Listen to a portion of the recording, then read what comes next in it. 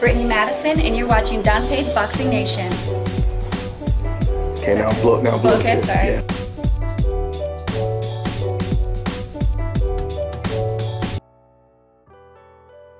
Hey, at the fighters meeting, I dissed Andre Ward and Timothy Bradley in front of ESPN production and all of them for all their affiliation and corruption that they do. Yeah. What happened? I put more weight on my back, and all they was talking about right away when I slipped in the first knockdown they called, I slipped. They called it right away. What did Bradley say? He hurt. He hurt. Mm-hmm. So I don't sugarcoat all these side and they. Sorry for my language. No. But that is the problem. I don't ride off that. Yeah. And just to even put it more on the fight, this is my last fight on ESPN. Oh. Yeah. Because this is no longer, I'm sorry, but I'm not sorry. This is why this fight means everything to me. If they want the black fighters, they could keep them. Dante's Boxing Nation, what's going on, guys?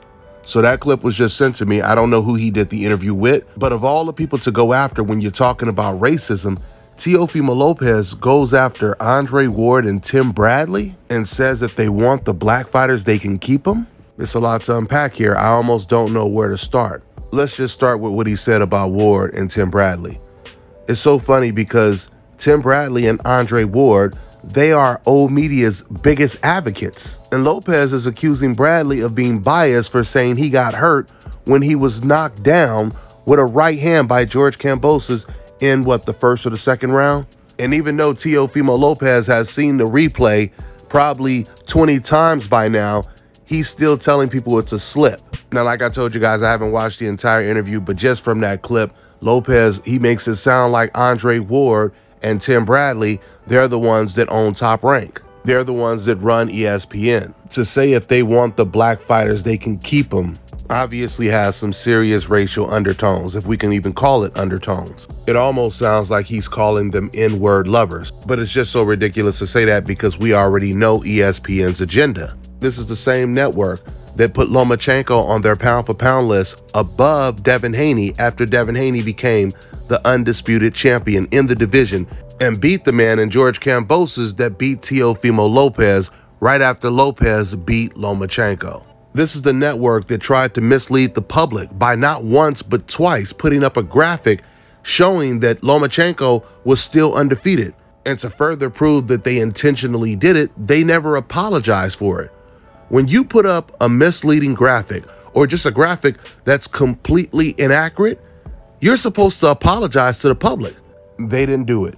And when it comes to Ward and Bradley, they were going out of their way praising Lopez in his last two fights, still talking about how he has the potential to be great, using the same type of talking points they always use when it comes to fighters on a hope list. Meanwhile, Teofimo Lopez, he's preparing for the Josh Taylor fight. He says that this is his last fight on ESPN.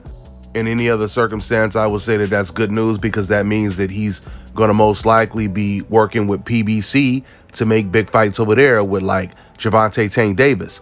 But now when I hear him say something like, if they want the black fighters, they can keep them or they can have them, I don't know if Teo is going to be willing to work with Al Haymon or not.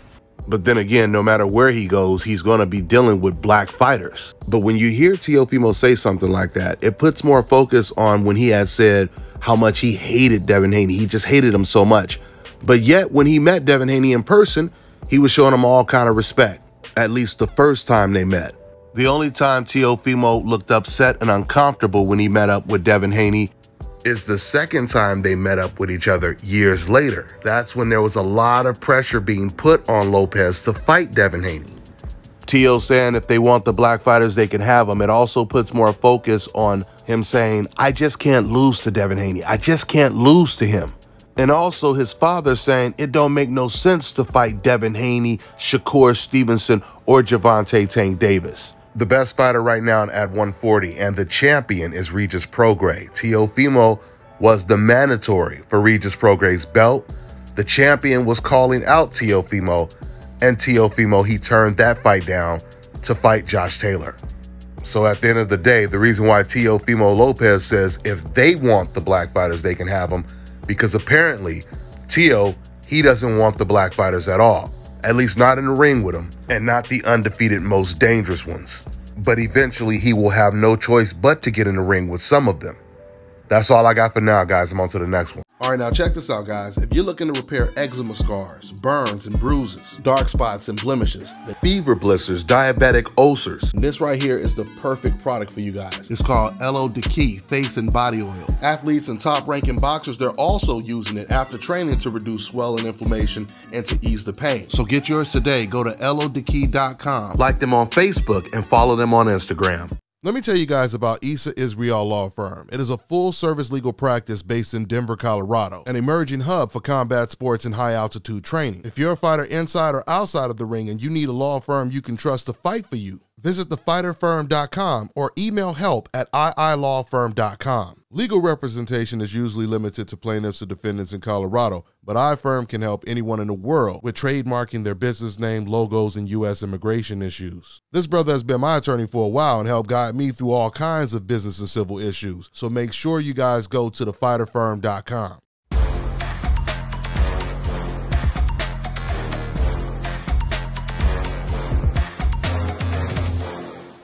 My name is Chris, and I'm all the way here from Anchorage, Alaska at Scalp Carolinas, and I'm here for my second treatment of SMP.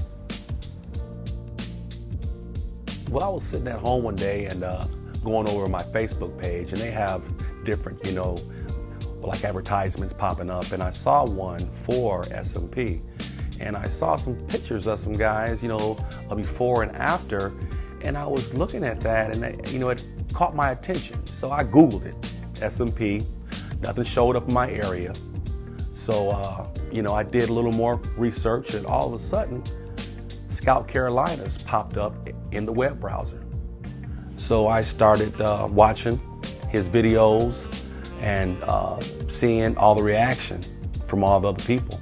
We talked on the phone, we made appointments and everything. I sent him pictures, and he looked at them, and I was like, "Can you fix this?" And, he pretty much said, "No problem."